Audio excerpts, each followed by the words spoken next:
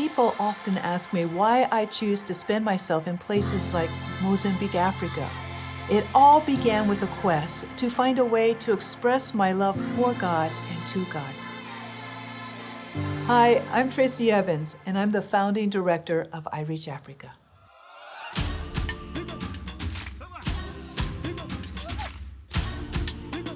If you want to bless your president or prime minister or king or even your local governor, how would you do that? Most of us simply don't have access. And we have nothing they would even want or desire from us anyway, right? But ironically, we both have access and ability to love on and bless God and to touch His very heart.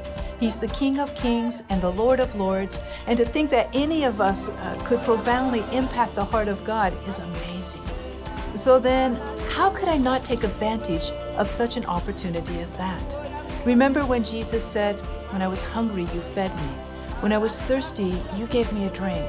When I was sick, you helped me." And then He said, "When you've done it to the least of these, you did it to me." Oh my goodness. He considers such simple acts of love, generosity, and kindness, even to the smallest among us, as acts of love done to Him personally. Even I can do that. In heaven and for the rest of eternity, we will never again be able to express our love to God in these ways, because no one in heaven is starving or thirsty or sick.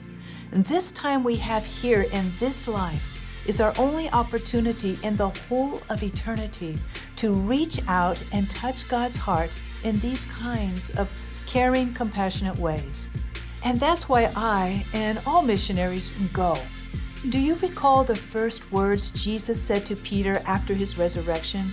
Was it something momentous? Well, I think so, because He repeated it 3 times. Jesus said to Peter, "Peter, do you love me?" And then He said, "Feed my lambs."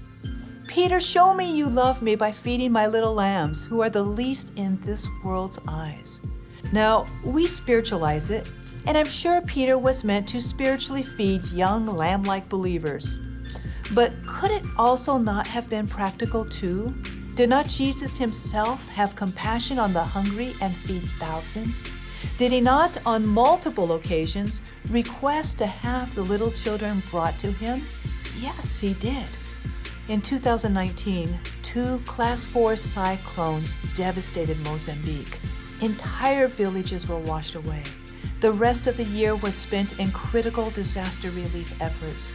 Then we had violent presidential elections and then COVID. Everyone, but especially orphan infants, were suffering. We decided to do something about it. But for 20 years now, we've been planting churches, building schools, establishing health and nutrition centers, and these have saved thousands of children. Jesus isn't the only one feeling the love and blessing of this. When we save a child, the entire village opens their hearts to us and then welcomes us in to introduce them to Christ, who is the true bread of life and living water. Want to see?